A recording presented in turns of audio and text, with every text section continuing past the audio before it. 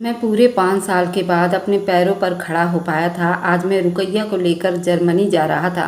तब प्लेन में मैंने अपनी सारी कहानी अपनी बीवी को अपनी ज़ुबानी सुनाई।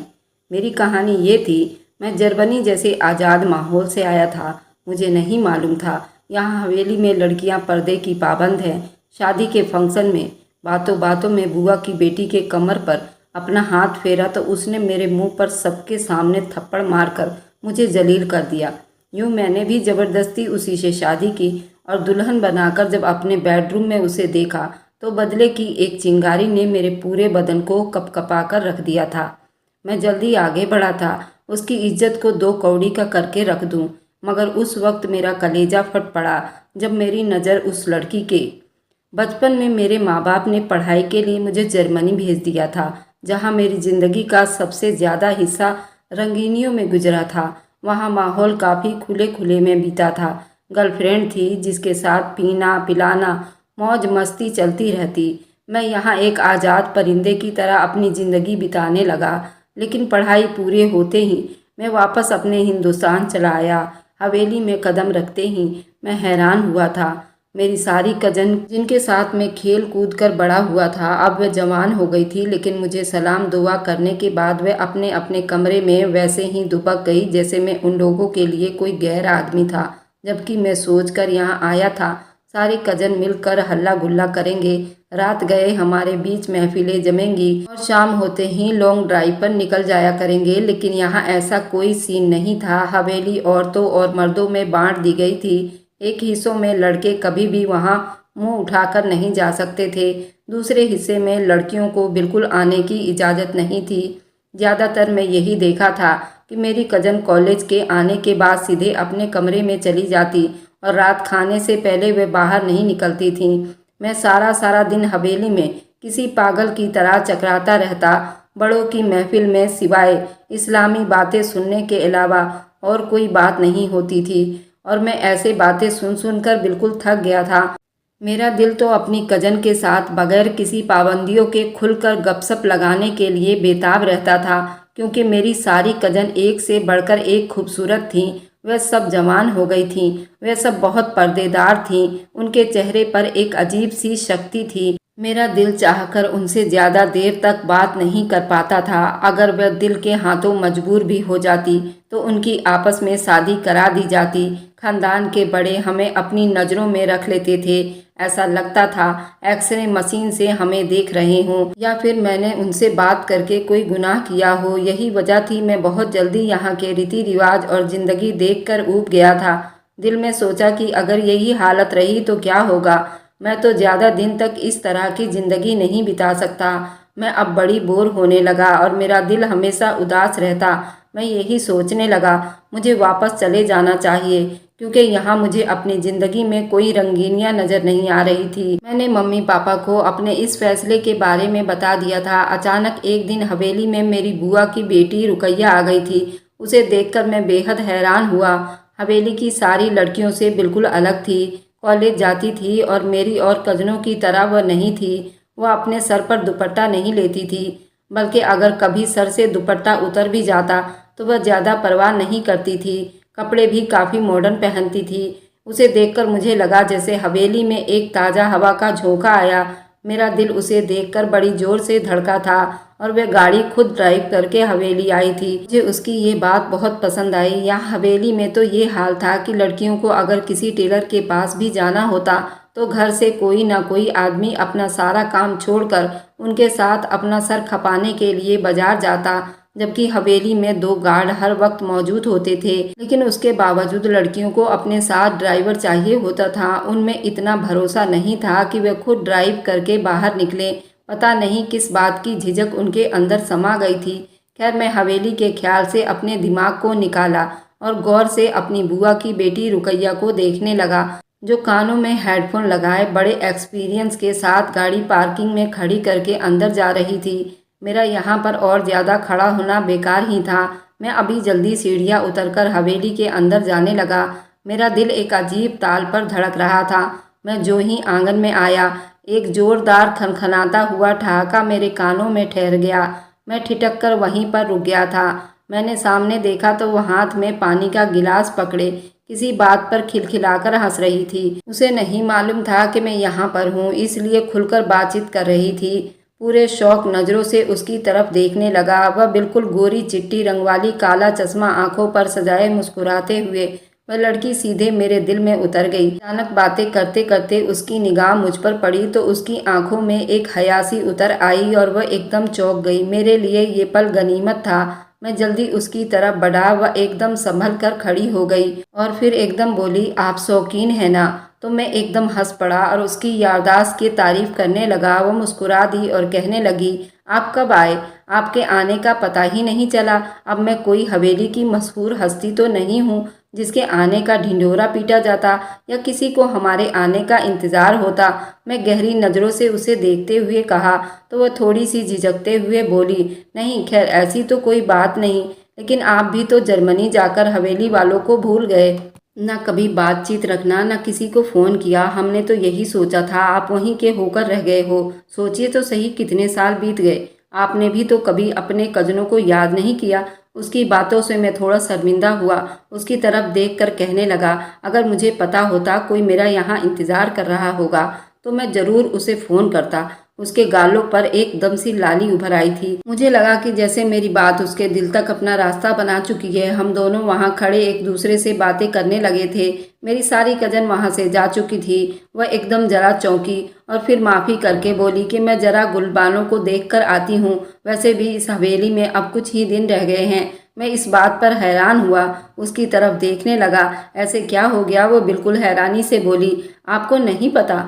मैंने नामे सिर हिलाया, कहा, मुझे नहीं पता। वह एकदम हंस पड़ी, कमाल है, आप इतने गायब दिमाग हो गए हो। आपको ये पता नहीं कि इस हवेली के सबसे चहेती और प्यारी लड़की विदा होकर अपने ससुराल जा रही है। उसका यहाँ पर एक ही हफ्ता रह गया है। मम्मी ने मुझे भेजा था कि गुलबानों को लेकर आओ, उसकी दावत है हमारे घर। मैं तो अपनी लापरवाही से शर्मिंदा होते हुए कहा, मैं ज़्यादातर वक्त हवेली से बाहर गुजारता हूँ, इसलिए मुझे कुछ पता नहीं हवेली में क्या हो रहा है। तो पता रखा करें ना, आपने ही कल शादी के सारे इंतजाम संभालने हैं। तो मैं खुशी दिल से उसके तरफ देखते हुए कहा, अब तुमने कहा है तो मैं ज़रूर ज़्यादा वक्त हवेली को दूंगा। तो वह मुस्कुराकर वहाँ से जाने लगी। मैं उसी की तरफ देखने लगा जब तक वह नज़रों से ओझल नहीं हो गई। मैं वहाँ खड़ा रहा। आज पहली बार हवेली में बीता हुआ वक्त मुझे अच्छा लगने लगा। रुकैया से बात करके मैं जैसे एकदम मुझे बड़ा अच्छा महसूस हुआ था। मुझे हवेली की बाकी कजन से ये काफ़ी अलग लग रही थी। इससे बातचीत करके मेरे दिल को एक अनहोनी सी खुशी मिली। मैंने सोचा शायद अब यहाँ कुछ अच्छा टाइम बीतेगा, लेकिन अफसोस वह ज़्यादा देर तक नहीं रुक सकी और वापस चली गई। उसके जाने के बाद मुझे ख्याल आया हवेली में इतना बड़ा फंक्शन था और मुझे पता ही नहीं था। मुझे अपने आप पर इतना ज़्यादा अफसोस नहीं हुआ जितना मुझे मम्मी और पापा पर गुस्सा आने लगा। मैं जल्दी मम्मी के पास गया और उन पर बिगड़ने लगा कि इतनी बड़ी बात आपने मुझसे क्यों छुपाई। उल्टा मम्मी हैरानी से मेरे तरफ देखने लगी, तुम्हें बताते भी तो क्या, तुम घर पे टिकते कब हो? अगर टिक भी जाओ तो तुम्हारा मूड इतना ऑफ होता है, तुमसे बात करते हुए भी डर लगता है। वह जल्दी ही मुझे बातें सुनाने लगी। मुझे एडजस्ट होने में कुछ वक्त तो लगेगा, लेकिन हवेली में होने वाला कोई भी मामला मुझसे अलग नहीं रखा जाएगा। आप नहीं जानती मुझे रुकैया के सामने कितना शर्म महसूस हुआ था। अरे वह कब आई? अभी थोड़ी देर पहले गुलबानों को लेकर गई है। हाँ, तुम्हारी बुआ ने गुलबानों की दावत की होगी ना, एक दिन बता रही थी, शायद उसी बारे में वह आई होगी। फिलहाल तुम जरा हवेली के मामला को भी देखा करो। ऐसे तो ज़्यादा उन लोगों में पड़ने की ज़रूरत नहीं, लेकिन जबकि वह मौका ही ऐसा है तो ज़रा तुम भी हाथ बटाया करो। मैं उनकी बात पर हाँ में सर हिलाया, फिर उठकर अपने कमरे में आ गया। गुलबानों की शादी का फंक्शन हवेली में कई दिन पहले ही धूमधाम से शुरू हो चुका था। मैं उसकी शादी के हर काम में बढ़ चढ़कर हिस्सा लेना शुरू कर दिया था। ये हमारी हवेली की पहली लड़की की शादी थी। रुकैया मेरी बुआ की बेटी थी। वह इस हवेली में आई तो उसे देखकर मेरा दिल जोर से धड़का था। उसने लाल रंग का सूट पहन रखा था और वह सबसे ज़्यादा खूबसूरत और अलग दिख रही थी। मैंने बहाने बहाने से उसके आजू बाजू में मंडराने लगा था। कभी कभी तो मुझे ऐसा लगता जैसे उसे मेरा अपने पास रहना अच्छा नहीं लग रहा, लेकिन मैंने इस बात की इतनी परवाह नहीं की।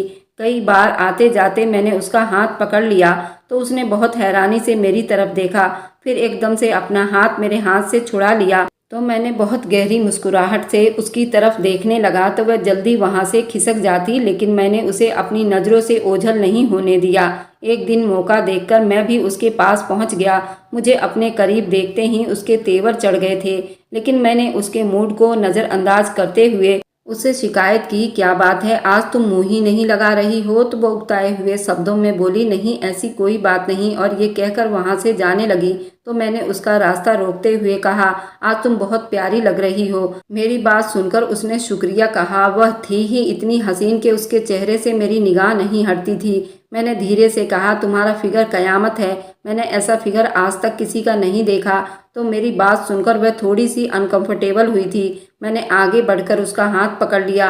वह एकदम से नर्वस हो गई, मगर उसने आराम से अपना हाथ मेरे हाथ से छुड़ा लिया और मेरे पास से जाने के लिए उठने लगी, जबकि मैं उसे वहां से जाने का मौका नहीं दे रहा था। कोई ना कोई ऐसा सवाल पूछता जिसका जवाब देने के खातिर वह जाते जाते रुक जाती। इसी बीच वह मुझे जवाब देते देते जो ही पलटी तो मैं उसके पीछे लपका और फिर उसकी कमर पर हाथ फेरते हुए उसे अपने करीब ही करने लगा था।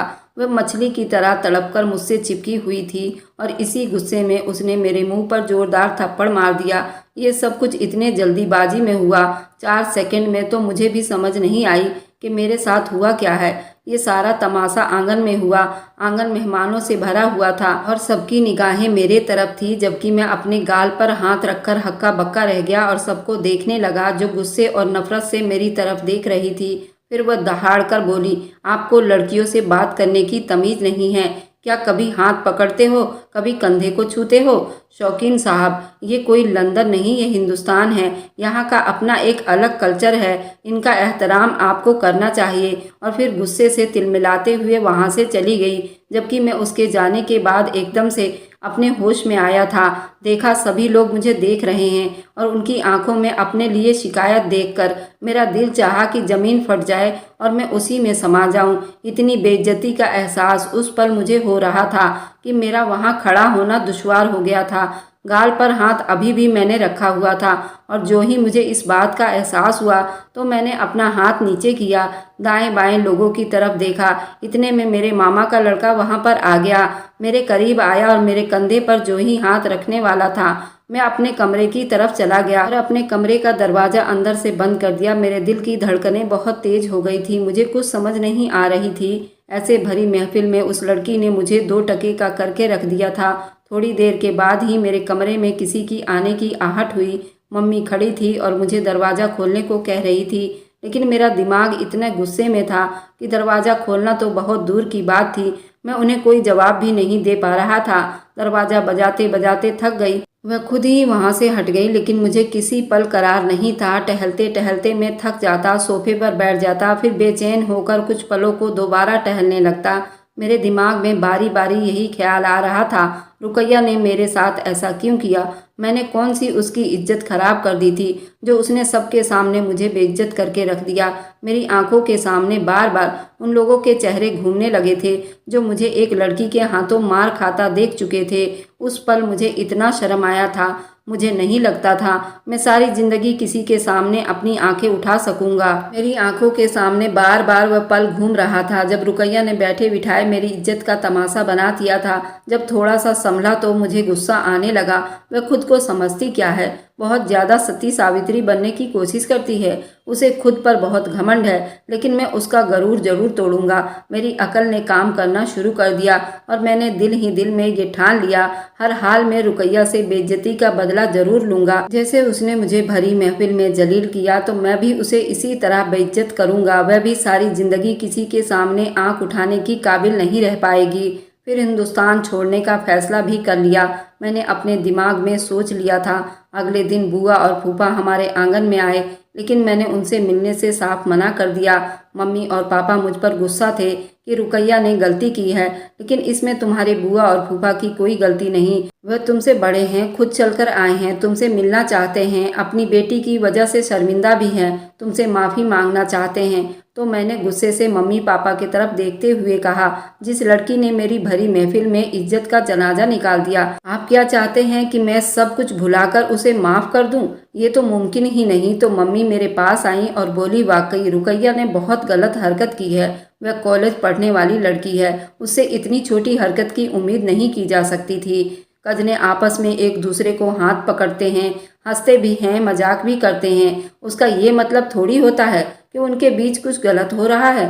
कम से कम एक पढ़ी लिखी लड़की से मुझे ऐसी उम्मीद तो नहीं थी, लेकिन क्या करें, तुम्हारे पापा का सारा खानदान ही ऐसा है। जितना भी पढ़ लिख जाए कोई फायदा नहीं, क्योंकि इन लोगों की सोच बहुत छोटी है। मम्मी की बात सुनकर पापा ने बड़े कड़वे तेवर चढ़ाकर मुझे देखा, लेकिन उन्होंने कुछ नहीं कहा। अब मेरी माँ की बातों ने मेरे जख्मों पर जैसे मरहम लगा दिया। लेकिन मम्मी ने देखा कि लोहा गर्म है और मैं कुछ सुनने के मूड में नहीं हूँ, तो वह फिर से मेरे करीब आई और बोली, देखो बेटा, हमने रहना इसी खानदान में है, वह हमारे सुख दुख के साथी भी हैं। अब इस बात को ख़त्म करो। तुम्हारे फूफा आए हैं, तुम उनकी बात सुन लो और उनके सामने ये बात रखो। रुकैया मुझसे सबके सामने माफ़ी मांगेगी तो मुझे यकीन है कि तुम्हारी बात को रद्द नहीं करेंगे और रुकैया पर प्रेशर डालकर उसे माफ़ी भी मंगवाएंगे। देखना वे लड़की किस तरह अपने राह पर आती है। मम्मी की बातें सुनकर मेरी आंखें चमकने लगी। मैं उसको वाकई अपने पैरों पर झुकवाना चाहता था। अगर सीधी उंगली से घी नहीं निकलती तो फिर टेढ़ा करने का मतलब तो था ही। मैं अंदर ही अंदर खुश होता रहा। कमरे से बाहर आ गया। मुझे देखते ही बुआ और फूफा उठकर खड़े हो गए। फूफा मेरे पास आए, बगैर कुछ कहे मुझे गले से लगा लिया। लेकिन मैं मुस्कुराते हुए फूफा के तरफ देखा और कहा, फूफा आप क्यों इतने परेशान हैं? मैं आपसे नाराज नहीं हूँ। वह एकदम से बोले, जो कुछ रुकैया ने किया, मैं और तुम्हारी बुआ दोनों ही उस पर बहुत गुस्सा हैं। उसकी जगह तुमसे माफ़ी मांगते हैं। तुम इस बात को यहीं ख़त्म करो। मम्मी जल्दी से बोली, एकदम से बात ख़त्म करना कैसे कह सकते हैं? तुम्हारी बेटी ने भरी महफिल में मेरे बेटे की इज्जत को दो कौड़ी का बनाकर रख दिया।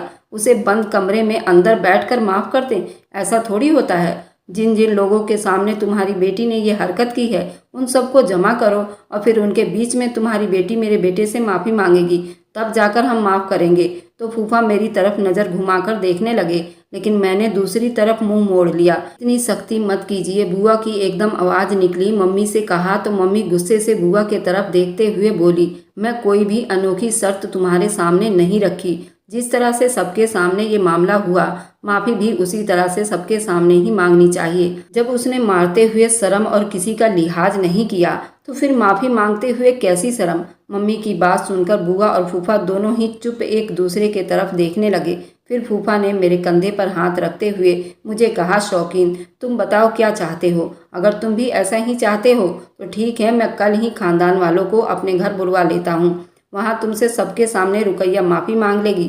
तो मैंने धीरे से कहा कि फूफा मैं भी यही चाहता हूँ। तो गहरी सांस छोड़ते हुए बोले, ठीक है शौकीन, वैसा ही होगा जैसा तुम चाहते हो। उन्होंने बुआ के तरफ इशारा किया और फिर वह कमरे से बाहर चले गए। तो मम्मी ने मेरी तरफ देखते हुए कहा, अब आया ना ऊँट पहाड़ के नीचे? बेटी क्या कॉलेज जाने लग गई? उनकी तो अकड़ 7वें आसमान पर जा चुकी है। शुक्र है तुमने मेरी बात मान ली। अब देखना कैसे भीगी बिल्ली बनकर तुम्हारे सामने खड़ी होगी। बुआ और फूफा चले गए, लेकिन मेरे दिल में एक सुकून सा उतर गया। उस रात मैं लंबी चादर तान कर सो गया। मेरी आंखों के सामने जो जो रुकैया का चेहरा आता तो मेरा पारा हाई हो जाता, मेरा सर शर्म से नीचे झुक जाता। मैं बस उस पल का इंतज़ार कर रहा था जब वो सबके सामने मुझसे माफ़ी मांगेगी। लेकिन मेरी सारी की सारी खुशी उस वक्त ख़त्म हो गई जब मुझे पता चला कि रुकैया मुझसे माफ़ी मांगने से मना कर दिया है। मेरे ऊपर ये खबर किसी बिजली की तरह गिरी थी। उसने अपने माँ बाप से कहा, मैं शौकीन से किसी कीमत पर भी माफ़ी नहीं मांगूंगी। वह उसी थप्पड़ के लायक था। उसकी छिछोरी हरकतें मैंने बर्दाश्त की है। आप हवेली में किसी भी लड़की से पूछ लीजिए, सभी उसकी घटिया हरकतों की वजह से तंग हैं। ये सारी बातें मुझ तक पहुंच चुकी थी और मैं बहुत बुरी तरह से पिनका हुआ था। मैंने क्या सोचा था और क्या हो गया? मैं दोबारा से उस सारे मामले पर ठंडे दिल से गौर करने लगा। ये बात तो मैं किसी भी हाल में नहीं मानूंगा, ये मैंने तय कर लिया था।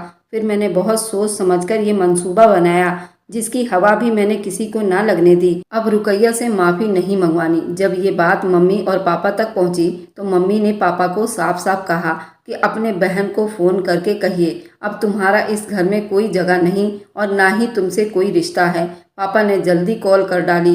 बुआ पापा की बात सुनकर बेहद परेशान हो गई और उन्होंने कहा, हम रुकैया को लेकर अभी और इसी वक्त आपके घर आ रहे हैं। बुआ और फूफा थोड़ी ही देर बाद रुकैया को लेकर हमारे घर आ गए थे। रुकैया के चेहरे पर देखते ही मुझे अच्छे से एहसास हो गया था। उसके माँ बाप यहाँ लाने के लिए उसके ऊपर कितना प्रेशर डाला होगा। मैं जो ही कमरे में दाखिल हुआ, बुआ एकदम से मेरी तरफ लपकी। मैं रुकैया को यहाँ पर तुम्हारे सामने लेकर आए हैं, ये तुमसे माफ़ी मांग लेगी। खानदान वालों को भी हम 1-2 दिन में जमा करते हैं, उन लोगों के सामने भी माफ़ी मांग लेगी, लेकिन इतनी छोटी बात पर आप लोग हमसे रिश्ता ना तोड़ो। बुआ की बात सुनकर मम्मी ने गुस्से से कहा, ये आपके नज़दीक तो इतनी सी बात है, लेकिन हमारे लिए नहीं। बुआ एकदम से बोली, रुकैया जल्दी माफ़ी मांगे ताकि ये बात यहीं पर ख़त्म हो जाए। रुकैया के चेहरे पर बहुत ज़्यादा गुस्सा था, वो बोलने ही वाली थी। मैं एकदम से बोल पड़ा, कोई ज़रूरत नहीं माफ़ी मांगने की, कज़न में छोटी मोटी नोक झोंक हो जाती है। मैं अपना दिल साफ कर रहा हूँ, आप लोग भी रिलैक्स हो जाएं। मेरी बात सुनकर बुआ और फूफा, रुकैया सब हैरान थे। वे सब मेरी तरफ देखने लगे, जबकि मैं और पापा इस फैसले पर नॉर्मल दिखाई दिए, लेकिन मुझे उनकी परवाह नहीं थी। और जब मैंने ऐसे कहा तो रुकैया की आंखों में मेरे लिए शुक्रगुजारी थी, और ये कहकर मैं वहाँ रुका नहीं, बल्कि जल्दी कमरे से बाहर निकल आया। एकदम रुकैया मेरे पीछे लपकी, उसने मुझे आवाज़ दी तो मैं एकदम हैरानी से मुड़कर उसकी तरफ देखने लगा। वो मेरे करीब आई और जल्दी शर्मिंदगी से सर झुकाते हुए बोली, मुझे पता नहीं उस दिन क्या हो गया था कि मैंने बहुत ही बुरी तरह रिएक्ट कर दिया। उस दिन के लिए आपसे सॉरी बोलती हूँ। मैंने मुस्कुराते हुए उसे कहा, बस जो हो गया अब उसको दोबारा से दोहराने की ज़रूरत नहीं। ये कहकर मैं वहाँ से चल पड़ा। एकदम मुझे रुकैया की आवाज़ सुनाई दी। उसने कहा, मैंने आपको बहुत गलत समझा, आप तो बहुत ही अच्छे इंसान हैं। तो मैं पीछे मुड़कर देखे बगैर आगे बढ़ गया, क्योंकि मैंने ये सुन रखा था, जो पीछे मुड़कर देखते हैं वो पत्थर के हो जाते हैं। और ये सोचते ही एक बहुत गहरी मुस्कुराहट मेरे लबों पर फैल गई थी, क्योंकि मेरे मंसूबों ने मुझे बहुत जल्दी कामयाबी तक पहुंचा डाला था। अब बस मुझे उस खास वक्त का इंतज़ार था। समय गुजरता गया, जो अपने दिमाग में मंसूबा बनाया था उसमें कामयाबी चाहता था, क्योंकि अब मैं रुकैया का पूरा भरोसा हासिल कर चुका था। रुकैया के दिल में जगह बना लिया था। रुकैया से माफ़ी नहीं मंगवाया तो उसका एहसान अपने दिल पर महसूस कर रही थी। वह लड़की थी जिसे मैं बात करता तो परेशान हो जाती थी। अब मुझे फ़ोन पर घंटों बात करती, वह तंग ना पड़ती, लेकिन जब जब मैं उसे बात करता मेरे अंदर इंतकाम का आग भड़कने लगता। दिन रात मेरे दिमाग में एक ही आइडिया गर्दिश कर रहा था, रुकैया को अगवा करना और उस बेइज्जती का जिल्लत का मजा चखाना जिसका सामना मैंने किया था। मैंने कई दिन गौर किया, फिर एक दिन जब मुझे मौका मिला मैंने अपने मंसूबे पर काम करने का फैसला किया। अपने मंसूबे के हिसाब से मैं काफ़ी दिनों से रुकैया के कॉलेज आने जाने पर नज़र रखता था, जबकि एक दिन मैं उसके कॉलेज पहुंच गया और जब वो कॉलेज से बाहर निकली तो मुझे देखकर वह हैरान रह गई। वह बोली कि आप यहाँ पर क्या कर रहे हैं? मैंने कहा, भाई मेरी कज़न यहाँ पर है तो सोचा कि उसको पिक कर लूँ। मेरी बात सुनकर उसके चेहरे पर एक साया सा लहर आया, जैसे मेरी बात पर यकीन नहीं आया था। एकदम से रुकैया बोली, लेकिन मेरी तो गाड़ी आती है।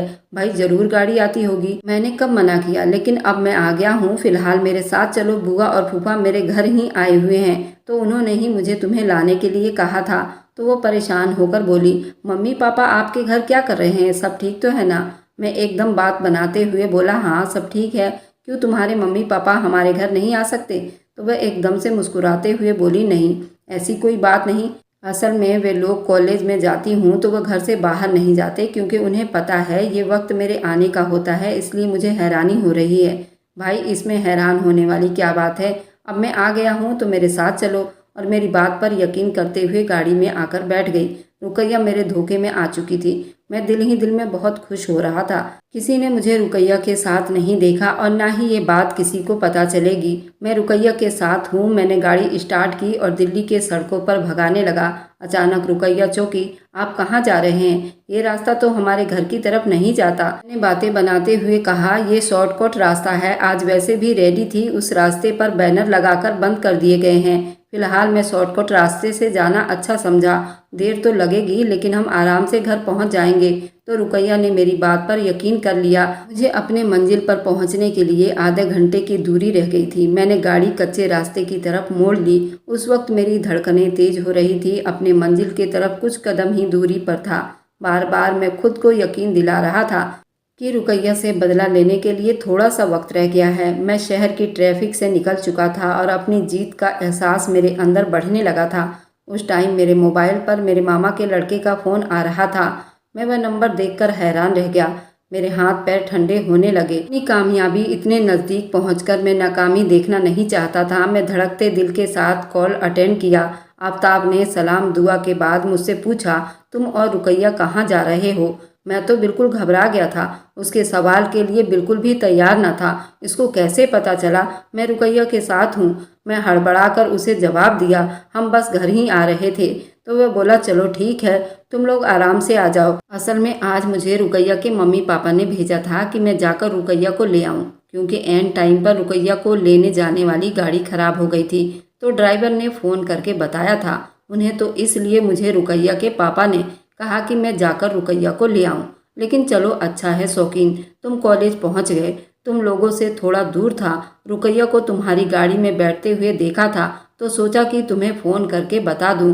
फिर उसने ये कहकर बात ही ख़त्म कर दिया। लेकिन मैं अपने मंसूबे को मिट्टी में मिलने पर अंदर ही अंदर गुस्से से मेरी कनपटियां जलने लगी।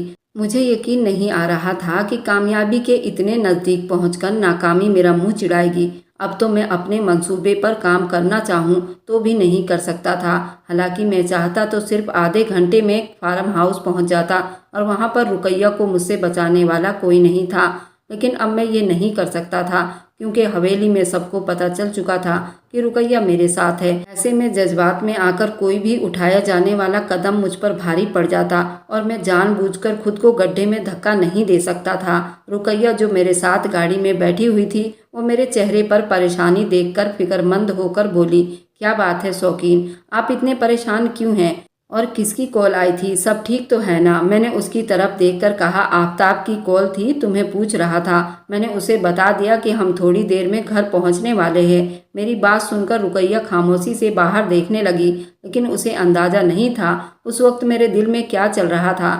मेरा मंसूबा इतनी आसानी से मिट्टी में नहीं मिल सकता, इसका मुझे बेहद अफसोस था। समझ नहीं आ रहा था कि क्या करूं। अचानक मैंने गाड़ी होटल के पास रोकी तो रुकैया ने मेरी तरफ हैरानी से देखा। तो मैंने कहा, हम पहली बार घर से बाहर निकले हैं तो क्यों ना इस खुशी में एक एक कप कॉफ़ी पी ले। मेरी बात सुनकर वह हंस पड़ी और फिर मैं उसे लेकर होटल के अंदर गया और 2 कप कॉफ़ी का ऑर्डर दिया। मेरा दिमाग तेजी से काम कर रहा था। फिलहाल मैंने एक आखिरी तीर चलाने का फैसला किया और रुकैया से अपनी मोहब्बत का इजहार कर डाला। मेरी बात सुनकर रुकैया हैरानी से अपनी आंखें फाड़कर मुझे देखने लगी, तो मैंने उसे अपने बातों की जाल में फंसाने की कोशिश की, क्योंकि मुझे और कोई सूरत नज़र नहीं आ रही थी। मैंने उसे बताया कि जब मैं पहली बार उसे देखा था तो देखते ही मुझे उससे मोहब्बत हो गई थी और इसी मोहब्बत ने ही मुझे ऐसी उठपटांग हरकतें करवा डाली थी। अब अगर तुम राजी हो तो मैं मम्मी पापा को रिश्ते के लिए भेज दूं। मेरी बात सुनकर वह बोली, मैंने आपको कभी उस नज़र से नहीं देखा। तो उसकी बात सुनकर मेरे दिमाग पर गुस्सा तो चढ़ा था, लेकिन फिर मैं नॉर्मल किया, क्योंकि मेरे लिए आखिरी चांस था। अगर ये भी हाथ से निकल जाता तो फिर उससे इंतकाम लेने का और कोई मौका मुझे ना मिल पाता। तो मैंने धीरे से उससे कहा, मुझे उस नज़र से देखो या ना देखो, लेकिन मैं तुम्हें अपना हमसफ़र बनाना चाहता हूँ। वह उलझी उलझी नज़रों से मेरी तरफ देखने लगी। मैंने दिल ही दिल में ठान ली कि एक बार उसकी मेरे साथ शादी हो जाए, फिर मैं उसे अपने इंतकाम का ऐसा निशाना बनाऊंगा कि वह इबरत का निशान बन जाएगी। वह हर रोज़ अपने मरने की दुआएं मांगेगी, लेकिन उस पर ज़िंदगी हराम हो जाएगी। मैंने अपनी मर्जी मोहब्बत का इजहार रुकैया से कर तो दिया था। अब अगला काम मेरे मम्मी पापा को रुकैया के घर भेजना था, जो कि इतना आसान नहीं था, क्योंकि मैं अच्छी तरह से जानता था कि मेरी मम्मी की बुआ और फूफा के फैमिली के साथ सारी ज़िंदगी नहीं बन सकी और ना ही वह रुकैया को अपनी बहू के तौर पर कबूल करेंगी। मैंने चांस लेने का सोचा, लेकिन मैं नहीं जानता था कि मेरा ये फैसला माँ और पापा को ये फैसला कतई कबूल नहीं होगी। मम्मी के सामने ये बात की, मैं रुकैया से शादी करना चाहता हूँ। मम्मी मेरी बात सुनकर हक्का बक्का सी रह गई। वह गुस्से से बोली, तुम जानते भी हो क्या बात कर रहे हो? तुम उस लड़की को अपनी शरीके हयात बनाने की ख्वाहिश रख रहे हो, जिसे भरी महफिल में तुम्हें सबके सामने जलील करके रख दिया था। तुम उसे अपना हमसफ़र कैसे चुन सकते हो? अभी तो तुम्हारे मामा के खानदान में एक से एक लड़कियां हैं, रुकैया से ज़्यादा खूबसूरत भी हैं और रिश्तों का लिहाज करने वाली मौजूद हैं। तुम रुकैया जैसी तेज़ तर्रार लड़की का चुनाव क्यों कर रहे हो? मुझे तो वह कभी भी अच्छी नहीं लगी। मम्मी की बात सुनकर मैं थोड़ा परेशान हो गया और उलझ गया। मैंने मम्मी से कहा, मम्मी अगर वह आपको अच्छी नहीं लगती तो ये आपकी समस्या है। मुझे अच्छी लगती है और ज़िंदगी मुझे बितानी है, तो मम्मी बोली, अल्लाह जाने तुम्हें उसमें क्या नज़र आ गया। मैंने तो कभी रुकैया को अपनी बहू की नज़र से नहीं देखा और इस वाक़े के बाद तो सवाल ही पैदा नहीं होता कि उस लड़की पर भरोसा किया जाए। शादी से पहले उसकी ये हालत है तो न जाने शादी के बाद और क्या गुल खिलाएगी। तुम भूल जाओ, मैं तुम्हारा रिश्ता लेकर उनके घर नहीं जाऊंगी। वैसे भी तुम्हारी बुआ ने मेरी सारी जिंदगी जीना हराम करके रखा हुआ था। अपनी बाकी की जिंदगी उसकी बेटी के हाथों हराम नहीं करवाना चाहती। ये कहकर मम्मी कमरे से चली तो गई। मैं अपना सर पकड़कर बैठ गया। मैं जब भी अपने इंतकाम की कुछ सीढ़ियाँ चढ़कर कामयाबी के नज़दीक पहुँचने वाला होता तो कोई ना कोई गड़बड़ हो जाती थी। अब सब कुछ तय था, लेकिन मम्मी बुरी तरह से बिगड़ गई और किसी सूरत भी वह रुकैया के लिए मेरा रिश्ता लेकर नहीं जाती। मैंने पापा से कहा वह मम्मी को मनाएं। पापा ने कहा कि इस मामले में मैं कुछ नहीं कर सकता।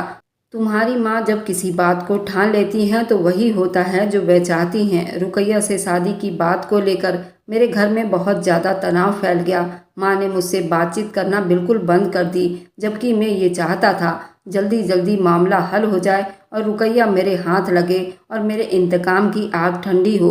लेकिन मेरी मम्मी मेरे सामने किसी दीवार की तरह अड़कर खड़ी हो गई थी। जब मुझे ये लगा कि मम्मी किसी सूरत नहीं मानेंगी तो मैंने उन्हें जज्बाती ब्लैकमेल करने की कोशिश की। मैंने उन्हें साफ साफ कह दिया कि अगर वो मेरा रिश्ता रुकैया के साथ नहीं करेंगी तो फिर मेरे पास दो ही सूरत है, या तो मैं जहर खा लूँ या फिर मैं ये घर छोड़कर हमेशा के लिए बाहर चला जाऊँ। मेरी बात सुनकर माँ ने नाराज़गी का इजहार करते हुए कहा, अब तुम हमको इस तरह से ब्लैकमेल कर रहे हो। तो मैंने उन्हें कहा, आपको मैं ब्लैकमेल नहीं कर रहा हूँ, बल्कि आपके सामने दो रास्ते हैं। अब ये आप पर है कि आप इनमें से कौन सा रास्ता चाहती हैं। तो मम्मी ने गुस्से भरी नज़रों से मेरी तरफ देखते हुए कहा, तुम पछताओगे। रुकैया तुम्हारे लिए किसी तरह परफेक्ट मैच नहीं है। अरे तुम्हारी बुआ ने कभी मेरे साथ भलाई नहीं की तो उसकी बेटी तुम्हारे साथ क्या भलाई करेगी। तुम क्यों अपने पैरों पर कुल्हाड़ी मारने पर तुले हुए हो। तब मैंने झुंझला कर कहा कि मम्मी अगर कुछ बुरा होगा तो मेरे साथ होगा ना। आप मुझ पर मेहरबानी करें और अपनी जिद छोड़ दे, वरना आपको मेरा मरा हुआ मुंह देखना पड़ेगा। मेरी ये धमकी काम कर गई। मम्मी रोने लगी और फिर बोली, खबरदार जो आइंदा ऐसी बात की। तुम हमारी इकलौती औलाद हो और हमें तुम्हारी खुशी से बढ़कर कुछ और नहीं चाहिए। फिर मम्मी ना चाहते हुए भी मेरी खुशी के खातिर रुकैया का रिश्ता मांगने के लिए उनके घर गए तो बुआ और फूफा ने मेरा रिश्ता रुकैया से पूछे बगैर कबूल कर लिया। एक विदेश से पढ़े लिखे लड़के का रिश्ता कैसे ठुकरा सकते थे। फिलहाल हमारी झट मंगनी तय हो गई। मैं रुकैया तक पहुंचने का आधी सीढ़ी तो बखूबी तय कर चुका था। अब मुझे अगली मंजिल का इंतजार था। जब वो बीवी बनकर मेरी जिंदगी में शामिल होगी तो मैं अपने सीने में लगी आग ठंडी करूँगा। मुझे उस वक्त शिद्दत से इंतज़ार था। बुआ और फूफा ने हमारी शादी के लिए 1 साल का टाइम मांगा तो मैंने उनसे साफ कहा, हमें किसी तरह का कोई सामान नहीं चाहिए। अल्लाह का दिया हुआ हमारे पास सब कुछ है। बस जल्दी जल्दी शादी का इंतज़ाम करें ताकि रुकैया को लेकर मैं जर्मनी चला जाऊं, क्योंकि मेरी जॉब वहां पर हो गई है। जब मेरी ये बात बुआ और फूफा ने सुनी तो वह खुशी से निहाल हो गए और रुकैया के साथ मेरी शादी तय हो गई। ये सच था, मैं जॉब के लिए अप्लाई किया था और मुझे उम्मीद थी कि मेरी जॉब जल्दी से जल्दी जर्मनी में हो जाएगी। लेकिन रुकैया को अपने साथ ले जाने वाली बात मैंने हवा में उड़ा रखी थी। मेरा इरादा था कि उसे शादी करने के बाद मैं उसे अपने माँ बाप की खिदमत के लिए यहाँ छोड़ दूंगा और खुद लंदन चला जाऊंगा। वहाँ पर किसी अंग्रेज से शादी करके अपनी ज़िंदगी मज़े से बिता लूँगा। रुकैया से मेरी शादी तय हुई। मुझे यकीन था ये सब कुछ रुकैया की मर्जी के खिलाफ हुआ है, लेकिन मेरी तो खुशी पूरी हो गई थी। और अब जब वो मेरी बीवी बनकर मेरे कमरे में बैठी थी तो बदले की चिंगारी और भड़क उठी थी। शादी की रात मैंने रुकैया को दुल्हन के कपड़े में अपने बेड पर बैठे देखा। वह इतनी खूबसूरत लग रही थी। एक पल को तो मैं ठिठक गया, लेकिन फिर दिल में दोबारा वही इंतकाम का आग जल उठा। मैंने सोचा कि अब वक्त आ गया है कि रुकैया को वह सब कुछ महसूस करवाऊं जो मैंने महसूस किया था। मेरे कदम भी बेअख्तियार आगे बढ़े, जैसे मेरे इरादे मुझे खुद ही खींच रहे हों। मैंने दिल में ठान लिया कि उसकी इज्जत को खाक में मिला दूंगा। उसकी आंखों में वो बेबसी देखूंगा जो मैंने उस दिन देखी थी। मगर जैसे ही मैं उसकी तरफ कदम बढ़ाया, अचानक मेरे जिस्म में एक अजीब सी कैफियत पैदा हुई। मेरे टांगों में बहुत जोर का दर्द उठा। पूरे जिस्म में झटके आने लगे। एक पल में मैं जमीन पर गिर पड़ा। ये ऐसा आलम था जब सब कुछ मेरे सामने धुंधला सा हो गया था। मैं पैरालाइज का शिकार हो चुका था और मेरी दुनिया पल भर में बदल गई थी। जब मैं ज़मीन पर पड़ा अपने आप को बेबस महसूस कर रहा था, तब मेरी नज़रें रुकैया पर पड़ी तो मेरे रोंगटे खड़े हो गए। वह घबराकर मेरी तरफ दौड़ते हुए, उसके चेहरे पर बहुत ज़्यादा परेशानी और डर था। उसने मुझे झकझोरा और बार बार मेरा नाम लेकर पुकारने लगी, क्या हुआ, खुदा के लिए कुछ बोलो। रुकैया के आंसू मेरे चेहरे पर गिरने लगे। मैं बेबसी से उसे देख रहा था, लेकिन मेरे दिल में एक अजीब सा सवाल जन्म ले रहा था। ये वही रुकैया है जो मुझसे मोहब्बत नहीं करती थी, तो फिर ये मेरे लिए इतनी परेशान क्यों हो रही है? ये सवाल मुझे अंदर से तोड़ने लगा, लेकिन मेरा जिस्म इतना बेजान हो चुका था कि मैं बोलने के काबिल नहीं था। रुकैया की हालत मेरे लिए सवाल बन गई थी। वो मेरी हालत पर रो रही थी, जैसे मैं उसके लिए बहुत अहम हूँ। लेकिन ये कैसे हो सकता है? ये सवाल अब मेरे दिमाग में गर्दिश करने लगे और उसी दौरान मैं बेहोश हो गया। जब मैं होश में आया तो खुद को अस्पताल में पाया। मेरे जिस्म का एक हिस्सा बेजान हो चुका था और मैं अपने पाँव हिला नहीं पा रहा था। लेकिन उस बात ने मुझे हैरान कर दिया। रुकैया मेरे सिरहाने बैठी। वो मेरे लिए दुआ कर रही थी, मेरे लिए परेशान थी और खिदमत में लगी हुई थी, जिसे देखकर मैं अंदर से टूट गया। वह लड़की जिसको मैं अपने इंतकाम का निशाना बनाना चाहता था, वो मेरे बुरे हाल में भी मेरे साथ खड़ी थी। मैं अस्पताल से डिस्चार्ज होकर घर आ गया, मगर वो मेरी देखभाल करती रही। वो मेरे साथ उस वक्त भी खड़ी थी जब मैं खुद अपने वजूद से मायूस हो चुका था। उसकी इतनी खिदमत ने मेरे दिल में मौजूद इंतकाम के आग को पूरा ठंडा कर दिया था।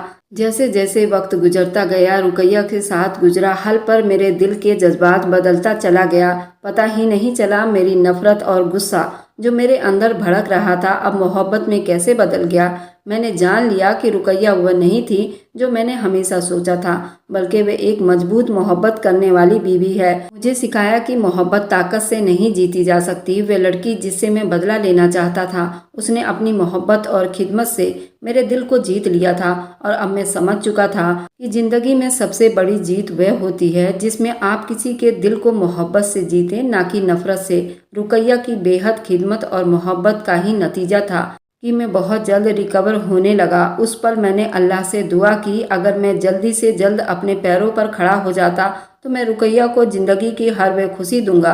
अगर आपको आज की कहानी पसंद आई है तो वीडियो को ज़रूर लाइक कीजिएगा और अपने दोस्तों के साथ शेयर भी कीजिएगा। और हाँ, अगर आपने अभी तक हमारे चैनल को सब्सक्राइब नहीं किया है तो ज़रूर सब्सक्राइब कर लें। मिलते हैं हम अपनी कल की एक और नई दिलचस्प कहानी के साथ। मुझ पर सदा अपना प्यार और स्नेह बनाए रखें। सभी को मेरा प्यार भरा नमस्कार दोस्तों।